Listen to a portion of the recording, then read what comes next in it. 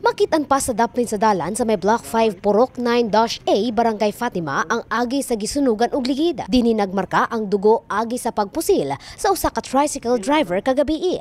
Giila ang biktima nga si Felix Dapito, 43 anyos, ug residente sa Block 8 Purok 20 Barangay Fatima. Tinitingnan natin kasi ang wala pang result yung postmortem natin. Pero initial doon sa nakita natin doon sa may body ng victim natin, meron siyang 3 tama dito sa may bandang chest.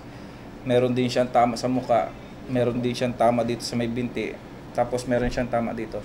Dito sa kamay niya, parang sinalag niya pa yung bala. Sa inisyal nga pagsuta sa kapulisan, ihatod unta sa biktima ang usa ka pasahero nga gitudlo usab nga maoy gunman. Unfortunately, yung victim natin is declared dead on arrival dito sa may district hospital.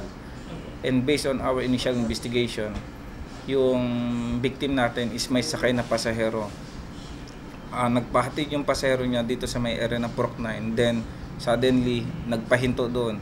May tinawagan yung pasahero na ang sabi niya, nasaan na kayo? No. Tapos, after na may tinawagan siya, 2 to 3 minutes, dumating tong riding in tandem. Tapos, based dun sa statement ng mga nakita, ang sabi, yung mga nakasakay dun sa may motor na dalawa, parang nagbiruan pa daw yung victim natin, tapos yung nandun sa may single motor. And yung pasahero, umikot doon sa may harap ng tricycle, tapos biglang nagpaputok na. Walay ni usa ka residente duol sa nahitabuan sa krimen ang buot magstorya sa panghitabo. Personal nga atraso ang usa ka gitan-aw karong lead sa kapulisan sa motibo sa krimen. 5 kasamad pinusilan ang naangkon sa biktima.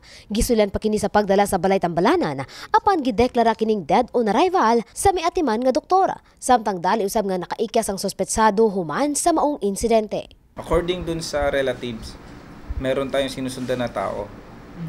Meron siyang nabanggit prior na barilin siya, yung victim natin. Nagsabi siya doon sa anak niya na may nagbanta sa kanya, na pinakitaan siya ng baril, tapos sinabi na papatayin daw siya. Yun yung personality na sinusundan natin ngayon. Faith Dandoy, Brigada News.